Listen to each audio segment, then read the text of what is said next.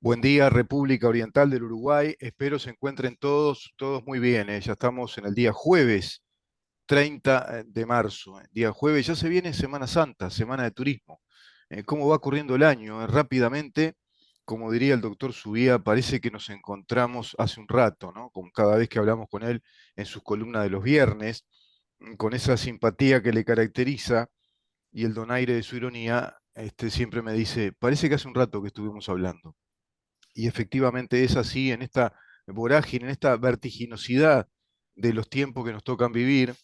Y hoy venimos con un tema que es motivo de una reflexión de mi parte, a raíz de conversaciones que vengo sosteniendo con amigos,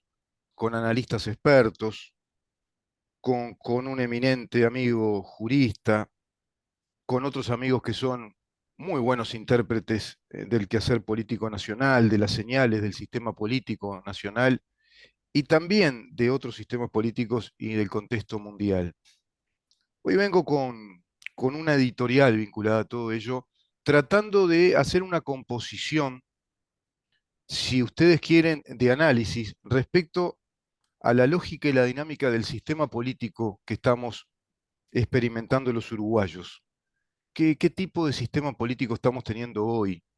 ¿Cómo se comporta nuestra clase política, pero en una lógica de actividades, de acciones políticas, tanto desde el gobierno como desde la oposición, que nos hablan de un sistema político? Cuando hablamos de sistema político hablamos de eso, hablamos del accionar de la clase política, del comportamiento político, del funcionamiento de nuestras instituciones, eso es muy importante entenderlo, de la estructura y funcionamiento de las instituciones, de un presupuesto a nivel nacional que otorga la posibilidad de ese funcionamiento sobre la base de una concepción de país, de un concepto de país. Y si no entendemos ese marco conceptual, ese marco teórico, no podemos entender, vale decir, no podemos interpretar los hechos políticos que se van sucediendo,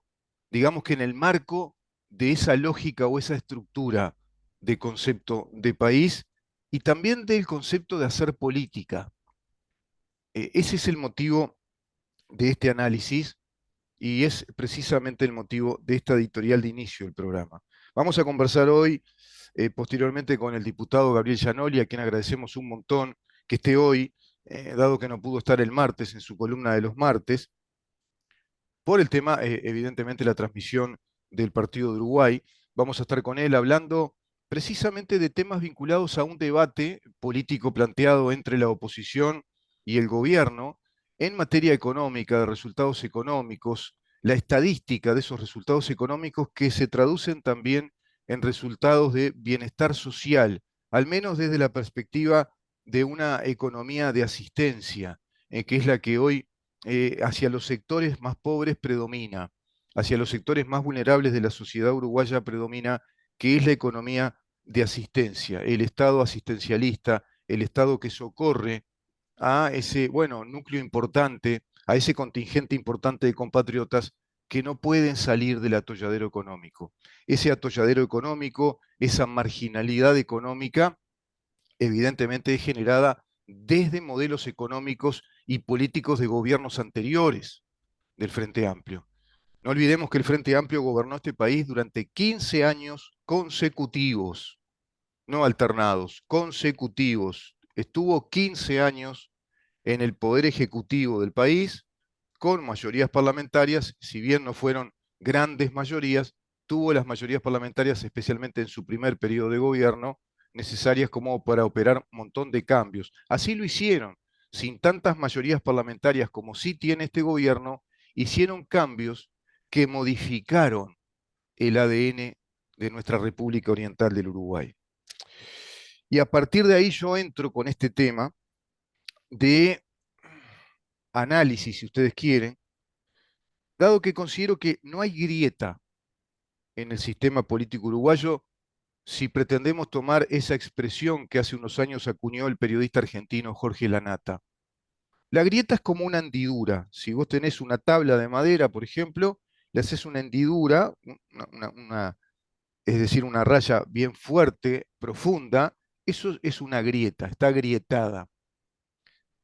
Yo no sé si exactamente podemos hablar de grieta en las bases sociales de nuestro país, que eso es otra cosa, o de una fractura, inclusive en las bases sociales ya de distintos países que constituyen esta Sudamérica o esta Latinoamérica. Pero lo cierto es que en el sistema político uruguayo, vale decir, en el accionar político, en la concepción del Estado, en la concepción de las instituciones, funcionamiento de las mismas, las premisas de prioridades de políticas públicas, el aspecto de las políticas estatales, no hay grieta en el sistema político uruguayo. Y entendamos esto entonces, la grieta no se produce en el sistema político uruguayo si queremos, como te decía, tomar esa expresión del periodista Jorge Lanata. Lo cierto es que esa grieta sí se está produciendo y cada vez con mayor profundidad en las bases sociales del país. Ahí sí se está produciendo una gran grieta que no está siendo consultada por el sistema político uruguayo, al menos por una parte de ese sistema político uruguayo, y considero que esa parte es la alianza gubernamental. No se está haciendo cargo de lo que esa grieta está manifestando. El Frente Amplio sí, porque sabe a lo que juega, y vamos a explicarlo. Digamos que la estructura lógica del debate político entre el gobierno y la oposición parece petrificarse en cuanto a 4 puntos, o si vos querés, 4 ítems en discordia antagónica. Hay un planteo de antagonismo de 4 puntos. Estos 4 puntos son la administración económica del país, la seguridad pública, la reforma educativa y la corrupción. 4 puntos que instaló hacia el debate público, perdón, el Frente Amplio. Pero no solo el Frente Amplio, sino esa conjunción de fuerzas políticas marxistas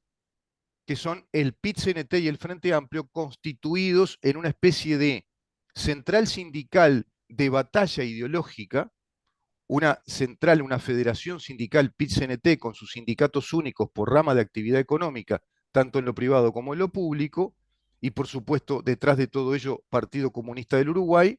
con su franquicia Frente Amplio. Por lo tanto, podemos decir PIT-CNT-FA es la fuerza política ideológica marxista que instala estos 4 puntos antagónicos para sostener, para darle sostenibilidad o sustentabilidad a esa retórica del debate político y del debate antagónico, del antagonismo político,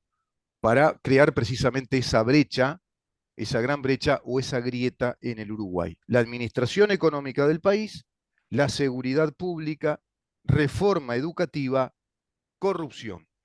Y luego tenemos esos avatares de circunstancias y oportunidades que va aprovechando también el Frente Amplio, como ahora seguramente aprovechará el caso Gustavo Penadez, como antes aprovechó el caso Astesiano, por ejemplo, Alejandro Astesiano. Y así va tomando puntas de hilos circunstanciales que va entretejiendo la dinámica política del Uruguay con un gobierno absolutamente omiso a plantar bandera de lucha, a establecer esa batalla ideológica cultural, porque al gobierno no le interesa hacerlo, dado que viene a administrar un Estado que ya es culturalmente marxista en su institucionalidad. Es culturalmente marxista desde el punto de vista más estrictamente gramsciano, así como lo planteaba Antonio Gramsci, la revolución cultural es la revolución que va a culturizar con nuevos paradigmas, por ejemplo, el sistema de justicia de un Estado, decía Antonio Gramsci. Tenemos que ir hacia la revolución cultural, conceptual, intelectual del funcionamiento de la justicia. Tenemos que ir hacia la revolución cultural, marxista, por supuesto, del funcionamiento, de la estructura y funcionamiento, con nuevos paradigmas respecto a la educación. Tenemos que ir a una reforma importante para instalar una revolución marxista, por ejemplo, conjugando a los distintos sectores sociales o estamentos sociales y no agotarnos en la clase trabajadora, sino que la clase trabajadora o la clase obrera sea la que sea la banderada sea la que tenga cierto predominio, pero que se vaya conjugando o articulando con otras clases sociales y planteando así nuevos paradigmas en materia jurídica, en materia pedagógica, en aspectos económicos, la cultura económica de la distribución de las riquezas, la cultura económica de la sociedad de la inclusión, la cultura hoy por hoy en un gran bastión de los nuevos teóricos del marxismo cultural que han formulado ya hace décadas, por supuesto que la línea revolucionaria por excelencia LGBT con las políticas de género y los derechos de género. Todo eso este gobierno no lo discute, sino por el contrario, lo acepta, lo asume y lo propicia desde el gobierno, acelerando trámites, por ejemplo, presupuestales, incorporando más presupuesto a esas políticas de género instaladas en la administración central y en la administración descentralizada, tema que fue motivo de investigación de parte de nuestro equipo de investigación periodística y vamos en el curso de estos tiempos a traer una detallada información de cómo están instaladas las políticas de género en nuestro Estado y cómo están instaladas a modo de política de Estado. Es una política de Estado. Por lo tanto, en lo presupuestal y así en el funcionamiento del Estado, como lo ha dicho uno de los magistrados, como lo ha dicho uno de los integrantes de la Suprema Corte de Justicia del Uruguay,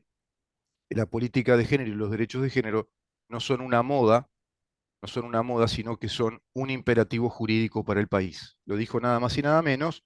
que un representante de la jerarquía del Poder Judicial del país. Por lo tanto, esos son los 4 puntos. Hice una digresión, pero para que entiendan de qué se trata esta batalla cultural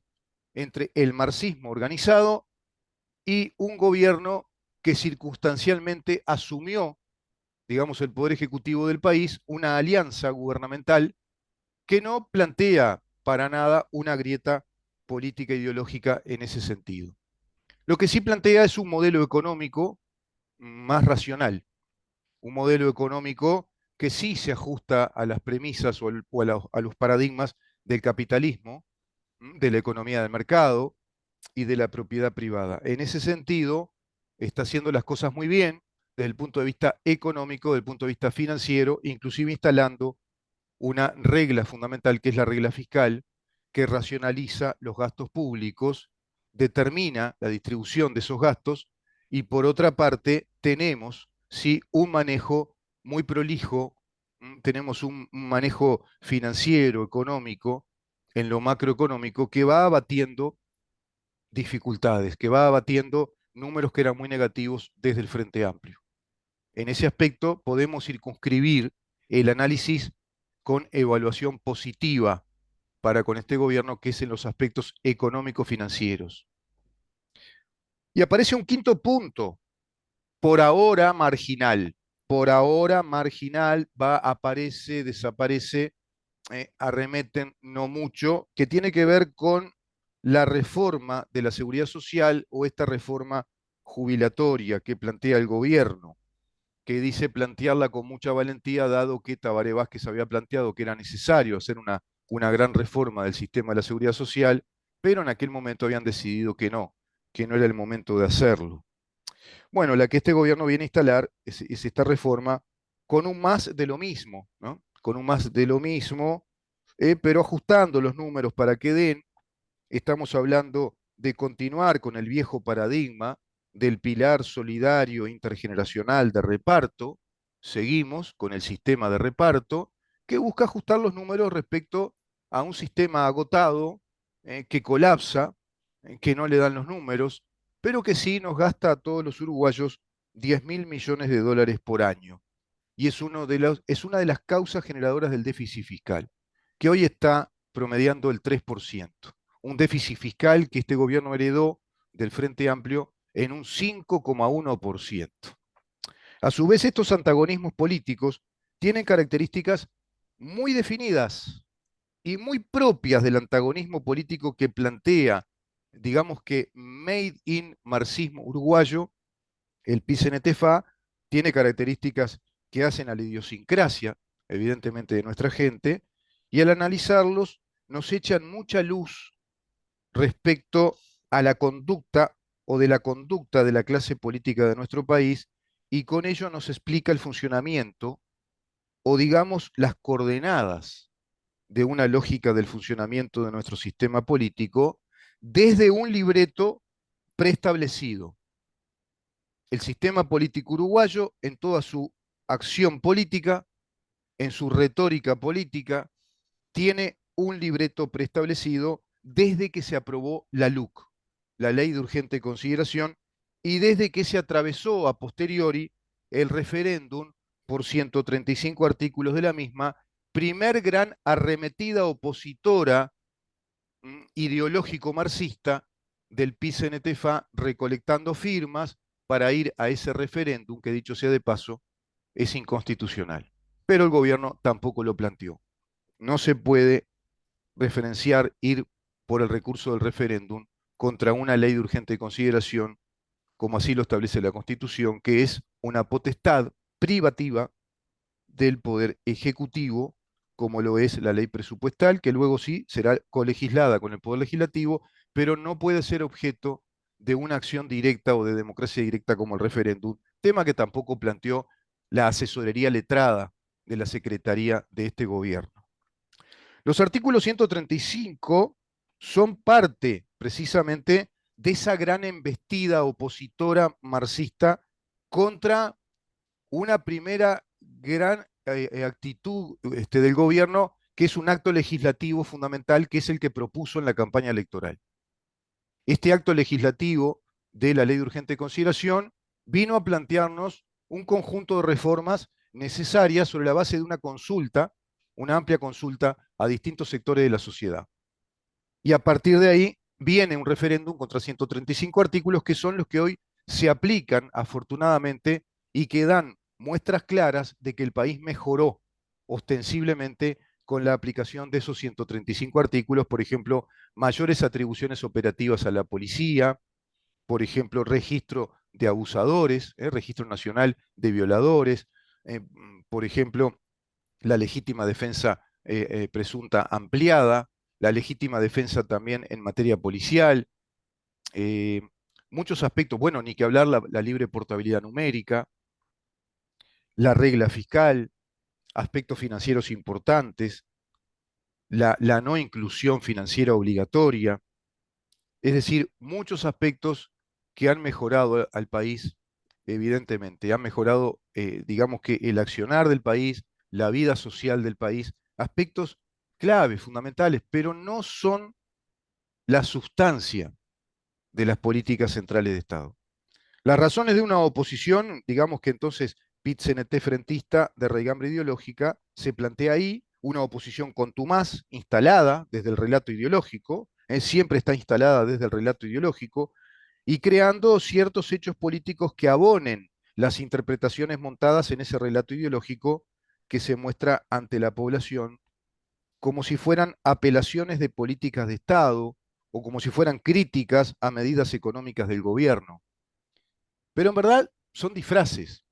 críticas a su corrupción, desde el caso Astesiano, y una andanada de acusaciones que apuntan a decirnos que este gobierno fracasó y que no tiene rumbo en lo económico, pero tampoco en materia de seguridad pública.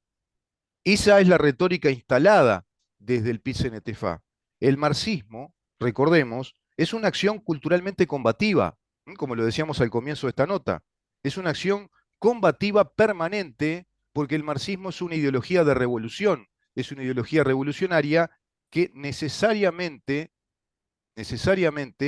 precisa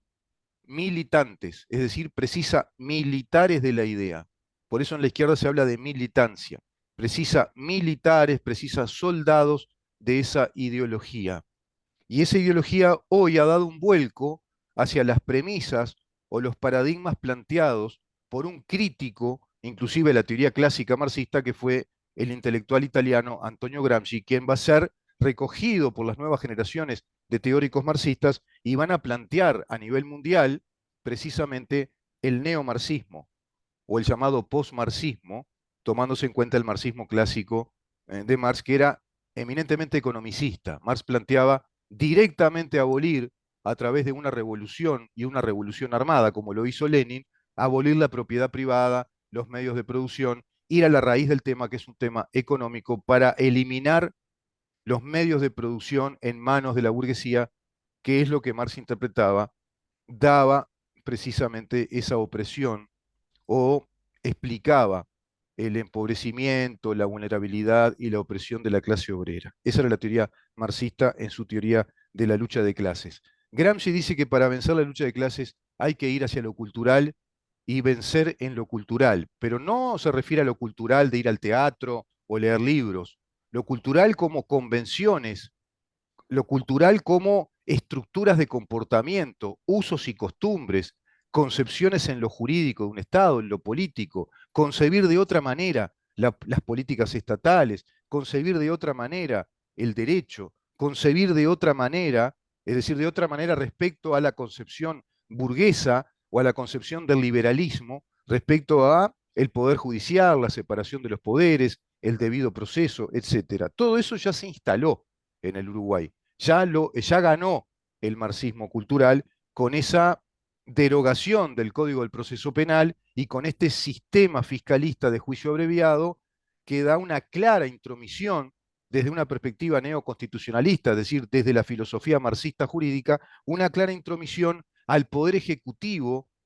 dictaminando justicia a través de trámites administrativos, como hacen los fiscales, y no a través de juicios o de procesos judiciales de acuerdo al debido proceso que prescribe la Constitución y que tiene que ver con la separación de poderes. Poder judicial asumiendo causas, por ejemplo, respecto a denuncias o demandas en lo penal y en otras materias. Sino que ahora tenemos fiscales y fiscalía, que es un servicio descentralizado del Poder Ejecutivo y que sostiene premisas jurídicas, judiciales, que tienen que ver no con el principio de igualdad del artículo 8 de la Constitución, si bien está también consignado en la ley que crea Fiscalía General de la Nación y también está en el código, en el nuevo Código de Proceso Penal, pero vemos que en otros artículos predomina el concepto de Rawls, por ejemplo, de que la justicia, en verdad es aquella que atiende a las desigualdades, es la que interpreta la desigualdad socioeconómica, social, económica y cultural. Es decir, es de una raigambre estrictamente marxista. Por ende, este gobierno solo ha venido a administrar este modelo del marxismo cultural en nuestro sistema de justicia, en las relaciones laborales también, desde el actual sistema sindical, corporativista y colectivo, que tanto le sirve al Partido Comunista del Uruguay sostenerse en este blindaje legal, es decir, de esas actas que se desarrollan a posteriori de los consejos de salarios y negociaciones colectivas, en el marco legal que exige, que obliga, que es coercitivo en cuanto a las mesas tripartitas de negociación, gobierno, empresarios y sindicatos, y los sindicatos aceptados son todos aquellos que integran el PICNT y no otro tipo de organización sindical. Por lo tanto, está corporativizado y está blindado ese sistema de poder en las negociaciones sindicales con los empresarios y las políticas económicas del Estado a través de cada uno de los gobiernos. Podríamos decir en este país, podríamos inaugurar un aforismo hoy en este programa, y que tiene que ver con nuestro país. Los gobiernos pasan, el PIT-CNT queda, ¿no? Los gobiernos pasan, el PIT-CNT queda.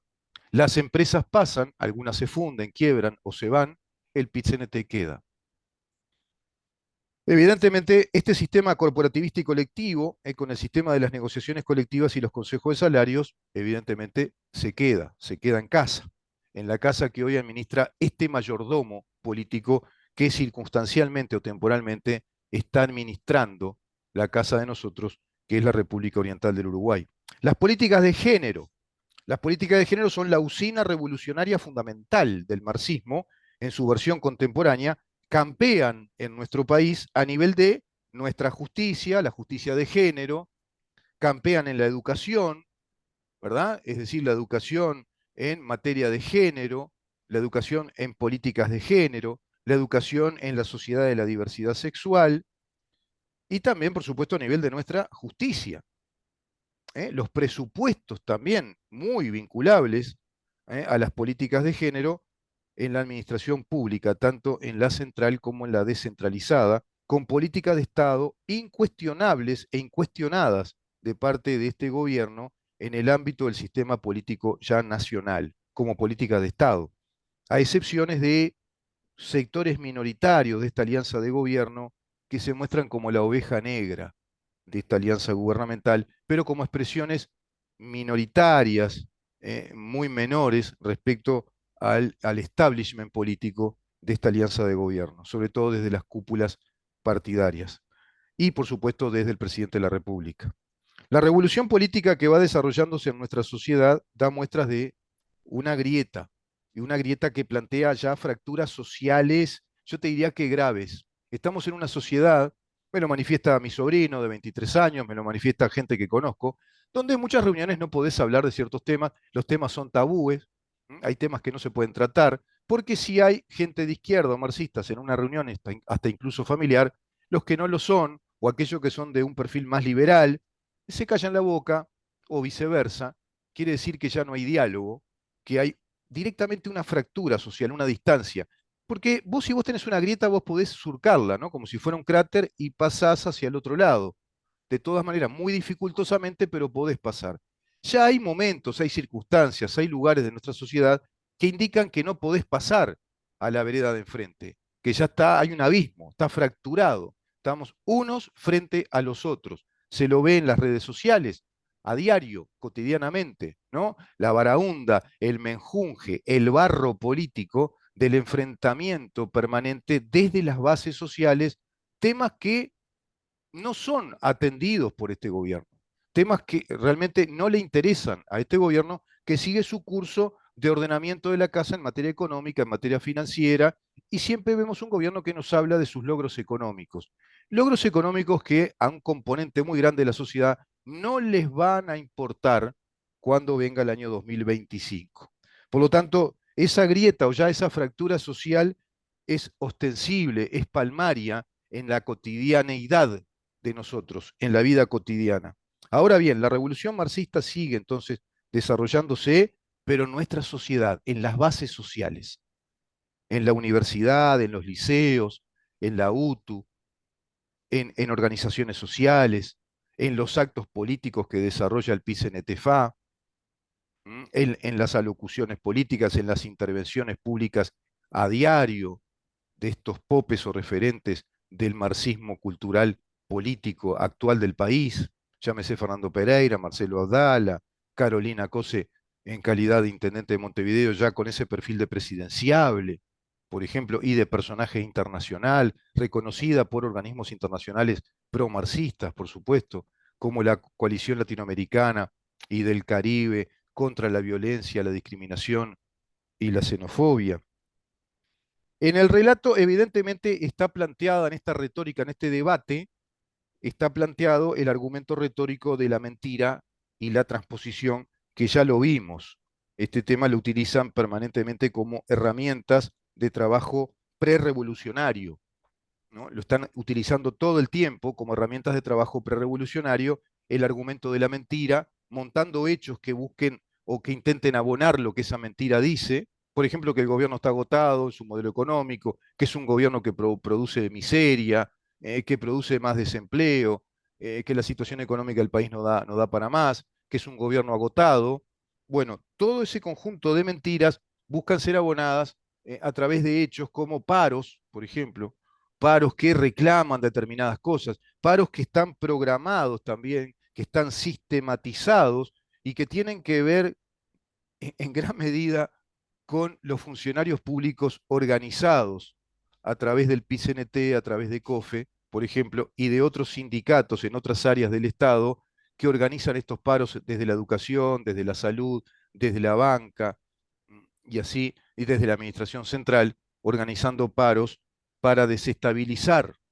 socialmente e institucionalmente al país, desgastar al gobierno y traducirlo eso en una retórica de un gobierno desgastado, sin rumbo, que improvisa. Todo eso se va dando permanentemente, haciendo mella, provocando efectos en esa grieta social, provocando efectos hacia las bases sociales, que es lo que ellos van trabajando, acumulando todo lo posible, es decir, capitalizando el voto hacia el año 2025. Vamos a una pausa Vamos a seguir con este tema después en el cierre del programa, porque tengo como una segunda parte de este análisis, pero vamos a recibir en un ratito nomás al diputado Gabriel Giannoli, precisamente para ahondar en detalles estadísticos respecto a todos los logros que este gobierno hizo en materia económica, en materia social, y cómo hay un relato que sistemáticamente miente, montando un clima de discordia social, precisamente abonando la teoría revolucionaria de capitalizar el voto desde sus acólitos, a los cuales no les interesan los datos, desde todos aquellos entretenidos en otros temas y desde nuevas generaciones que ya vienen pautadas por una educación muy marxista, porque esas nuevas generaciones están alejadas de los valores fundamentales que son principios de una república. Vos a un chiquilín que hoy tiene 15 años y que va a votar dentro, 15, 16 años, dentro de 2 años va a votar, chiquilines de 18 años, de 20 años, vos le hablás de la igualdad ante la ley, el principio del artículo octavo, de la separación de poderes, de la responsabilidad civil o la ética republicana, y te mira como diciendo, ¿y este viejo que viene? Me viene a hablar de la prehistoria. Y están muy educados desde premisas marxistas sin que lo sepan, porque tienen naturalizado ya un mundo organizado desde esa concepción. Vamos a una pausa, Damián, y ya recibimos a Gabriel. ¿Cómo te va, Gabriel? Ya sé que estás ahí. Muy bien, ¿Esperás un bien, ¿y poquito? ustedes? Sí, Bien, señor. gracias. Gracias, Gabriel. Así cumplimos con los avisadores y ya te recibimos. Libertas. Una asociación civil sin fines de lucro. Por la formación de ciudadanos pensantes. Por la libertad, la república y la democracia.